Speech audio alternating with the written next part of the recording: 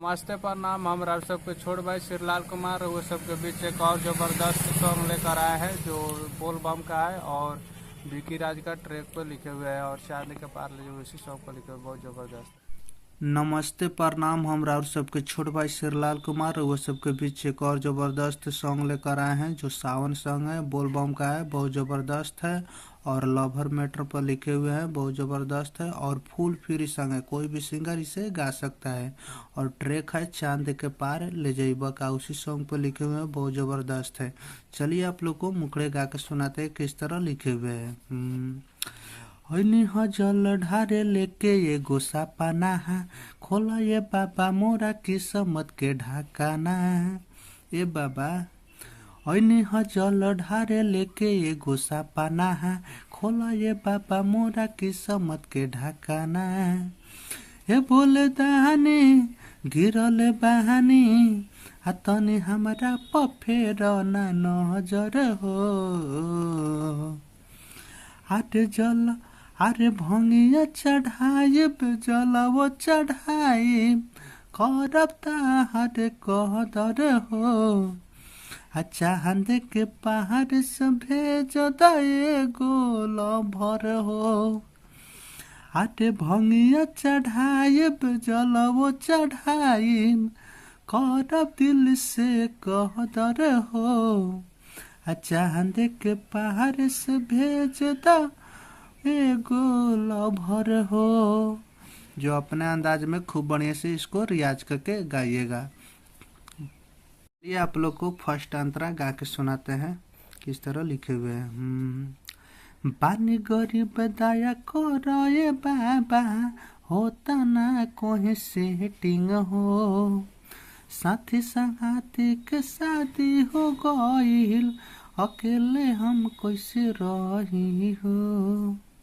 ये बाबा बानी गरीब दया करो ये बाबा, होता ना कोई सेटिंग हो। साथी संगाती के शादी हो गईल, हम अकेले कैसे रही हो। हे बोले बाबा दुखे बजादा बाट दुनिया लकैले उपहदर हो।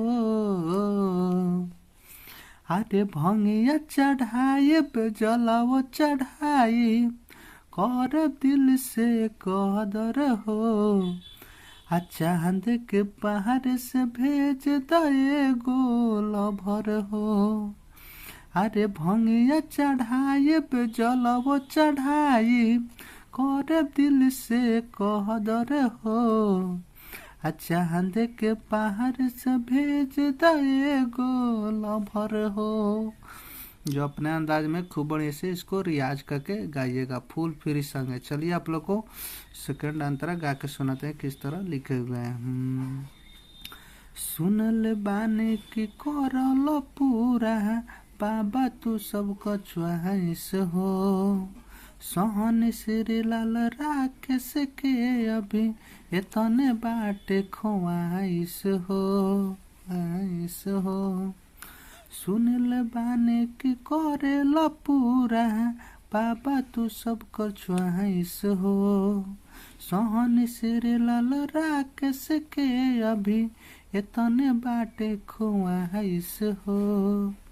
हे बोल दानी इहे कहानी बाट चेला के कर तू कहबर हो। अरे भंगिया चढ़ाइब जलवो चढ़ाइब करबे दिल से कहदर हो। चांद के पहाड़ से भेज दे गोल भर हो।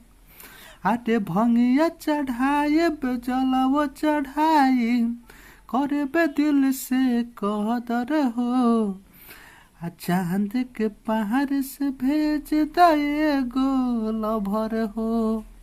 जो हो गया है अपने अंदाज में खूब बढ़िया से इसको रियाज करके गाइएगा।